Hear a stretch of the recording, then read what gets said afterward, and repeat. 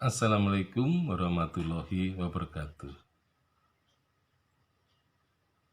Nasibnya kelihatannya memang merupakan pemborosan ya. Jadi pemborosan membangun gedung Karsidenan Banyumas di Sitapen ternyata hanya dihuni oleh 3 orang residen Banyumas.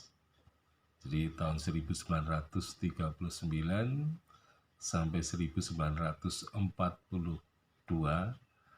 gedung itu hanya pernah dihuni oleh 3 orang pejabat residen Banyumas. Nah, residen yang pertama tadi, Mr. Jirwis, ya, yang pernah menjabat di kota Banyumas, kemudian pindah ke Purwokerto, kemudian karena ada perselisihan antara Ruiz dengan Griezmann, maka kemudian jabatan Residen Banyumas berakhir pada bulan September 1940 karena Ruiz diberhentikan, kemudian dilantik de Klerk. Jadi de Klerk ini adalah pejabat yang pernah menjabat asisten residen Purwokerto 2 kali. Nah, kemudian setelah de Klerk digantikan oleh pejabat yang bernama Bots. Jadi Bots ini adalah residen dari pemerintah kolonial Belanda yang ketiga dan yang terakhir.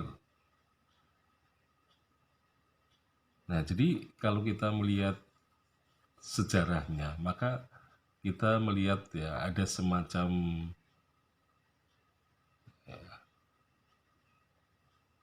kekurang fungsian ya gedung Karsidenan Banyumas di Sitapen itu. Jadi ternyata bahwa membangun gedung yang megah sejak tahun 1937, kemudian dihuni tahun 1939, tetapi pada tahun 1942 jatuh ke pemerintah pendudukan militer Jepang. Jadi Belanda sebenarnya dengan membangun gedung baru itu merupakan pemborosan sebenarnya yang tidak diperhitungkan sebelumnya. Jadi yang penting bupati pindah, maka residen pun ikut-ikutan pindah. Padahal sebenarnya gedung Karsidenan Banyumas masih megah dan masih sangat layak untuk ditinggali karena baru berumur ya paling tidak 95 tahun. Jadi gedungnya sebenarnya masih sangat bagus, masih megah gitu ya.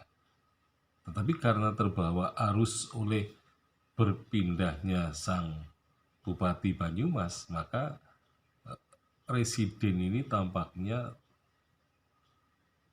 ikut-ikutan ya pindah ke kota Purwokerto. Dan sebagai akibatnya pemerintah kolonial tentu mengeluarkan dana yang tidak sedikit untuk membangun gedung Karsidenan. Nah, ternyata bahwa peruntukannya ini tidak maksimal. Ya, artinya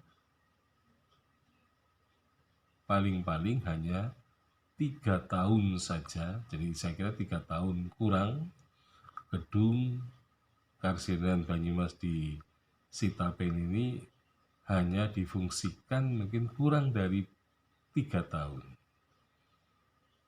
Nah, justru ketika Jepang datang, maka Jepanglah yang kemudian mendiami ya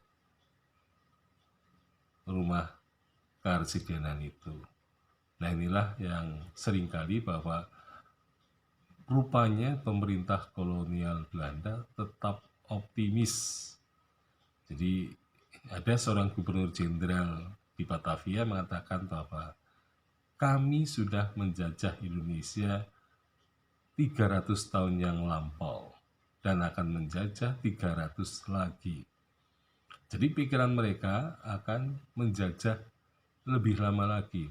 Ternyata impian mereka tidak bisa direalisasikan, terutama dengan datangnya pemerintahan pendudukan militer Jepang, sehingga pemerintah kolonial Belanda tergusur dengan keberadaan Jepang di Indonesia.